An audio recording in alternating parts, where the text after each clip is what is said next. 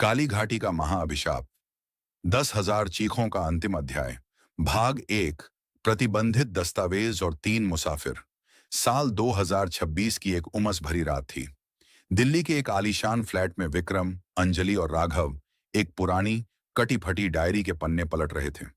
विक्रम एक मशहूर paranormal investigator और व्लॉगर था, जिसके डिजिटल चैनल पर लाखों लोग खौफनाक जगहों के लाइव वीडियो देखने आते थे। अंजलि उसकी कैमरा पर्सन और साउंड इंजीनियर थी, जबकि राघव एक प्राचीन लिपियों का जानकार और रिसर्चर था। राघव ने चश्मा ठीक करते हुए बेहद गंभीर आवाज में कहा, विक्रम, मैं तुम्हें फिर चेतावनी दे रहा हूं। इस डायरी में जिस जगह का जिक्र है, वह कोई मामूली हॉन्टेड साइट नहीं है। इसे काली घाटी कहते हैं। 1920 के दशक में ब्रिटिश सरकार ने इस पूरे इलाके के चारों तरफ कंटीले तार लगवाकर इसे प्रतिबंधित घोषित कर दिया था। सरकारी रिकॉर्ड में इस गांव का नाम भैरवगढ़ था, लेकिन अब यह सिर्फ मुर्दों की घाटी के नाम से जाना जाता है। अरे राघव यार, तुम तो ऐसे डर रहे हो जैसे पहली बार हमारे साथ चल रहे हो। विक्रम ने अपनी हाईटेक नाइट विजन कैमरों की बैटरी चेक करते हुए कहा। सोचो, अगर हमने उस जगह को लाइव कैमरे पर एक्सप्लोर कर दिया तो इंटरनेट पर टहलका मच जाएगा। अंजलि ने भी विक्रम का साथ दिया। हाँ राघव, और वैसे भी हमारे पास थर्मल कैमरे, ईएमएफ डिटेक्टर्स ईएमएफ डिटेक्टर्स और मोशन सेंसर हैं। अगर वहां कोई जंगली जानवर या असामाजिक तत्व हुआ तो हमें तुरंत पता चल जाएगा। भूत प्रेत सिर्फ एक दिमागी वहम होते हैं।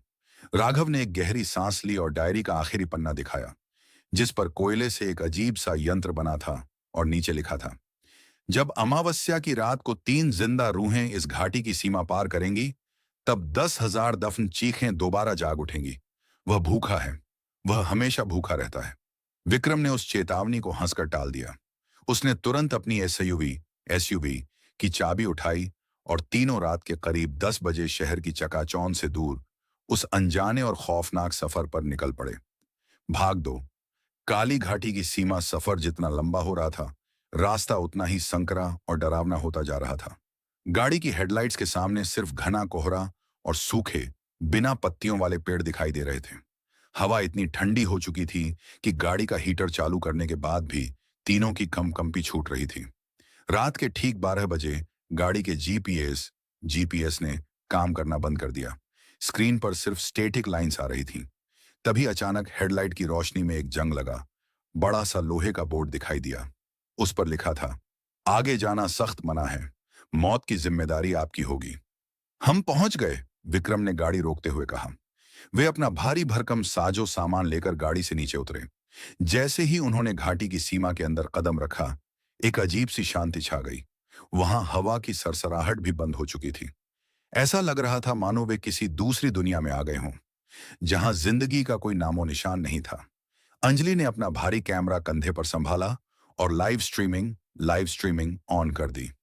इंटरनेट का सिग्नल रहस्यमयी रूप से बहुत मजबूत आ रहा था। हजारों लोग लाइव जुड़ चुके थे और कमेंट्स में लिख रहे थे, भाई वापस भाग जाओ, ये जगह ठीक नहीं लग रही।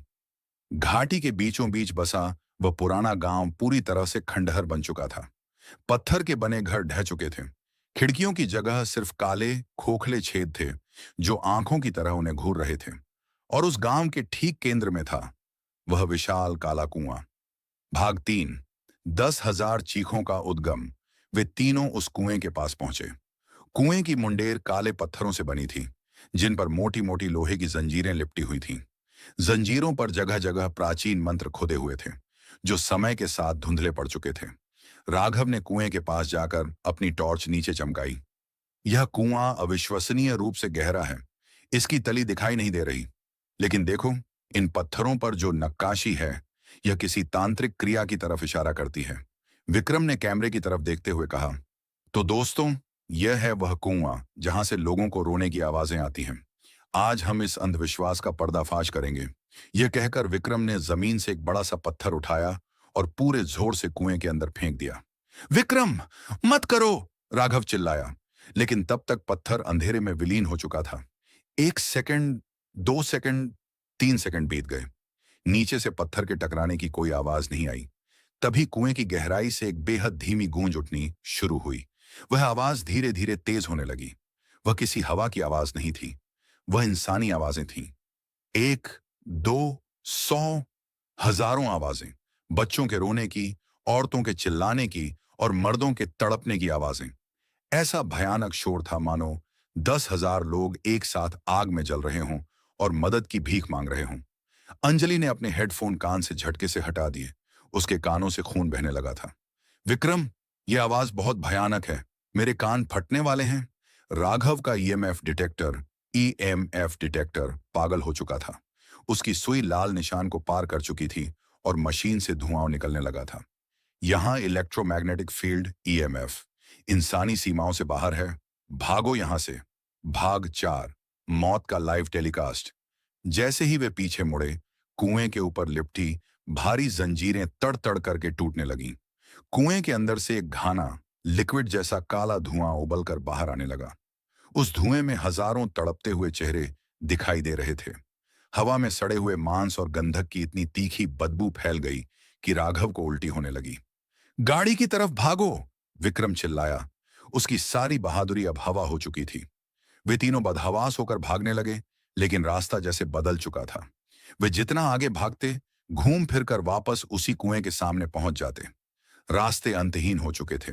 तभी अंजलि का पैर एक बेल में फंस गया और वह गिर पड़ी।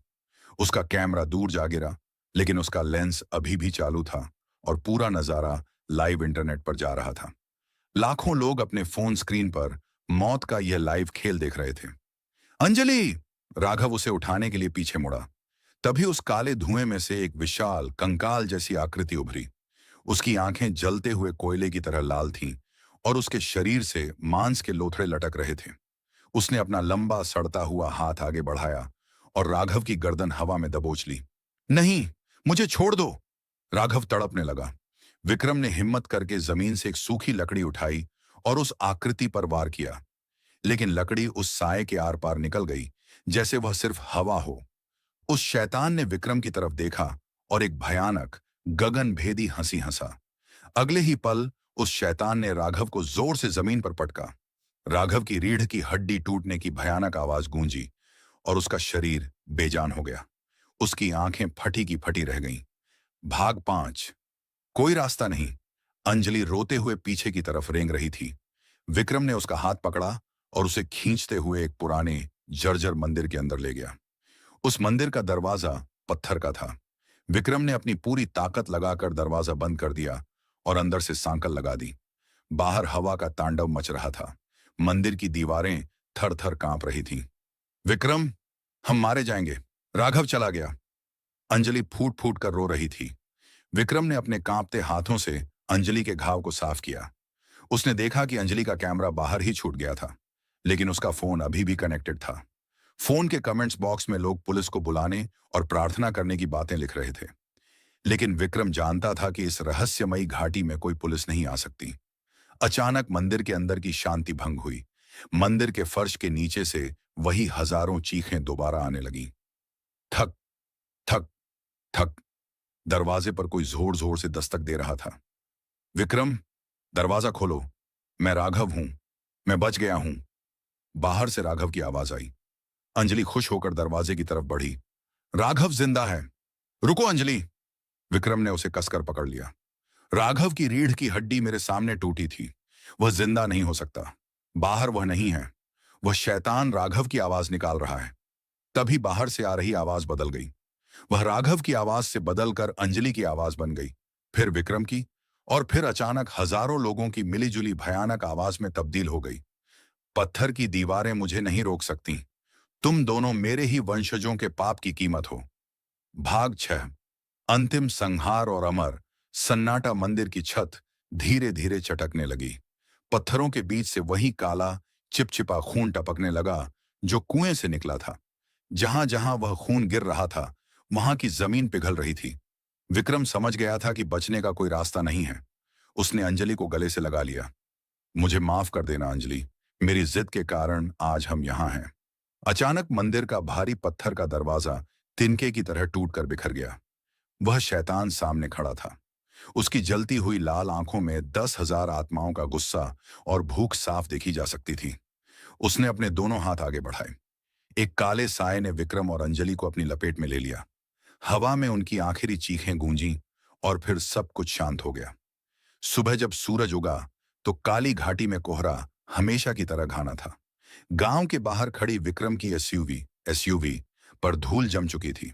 इंटरनेट पर वह लाइव वीडियो अचानक बंद हो चुका था, लेकिन उस वीडियो के आखिरी फ्रेम में जो दिखा उसने पूरी दुनिया के होश उड़ा दिए थे। उस वीडियो के आखिरी सेकंड में वह कैमरा अपने आप घूमकर कुएं की तरफ फोकस हुआ था। कुएं की मुंडेर पर अब 3 नई लोहे की जंजीरें बंधी हुई थीं और कुएं के अंदर से हजारों आवाजों के साथ 3 नई आवाजें विक्रम, अंजलि और राघव की साफ सुनाई दे रही थीं, जो हमेशा हमेशा के लिए उस 10,000 चीखों के महाअभिशाप का हिस्सा बन चुकी थीं।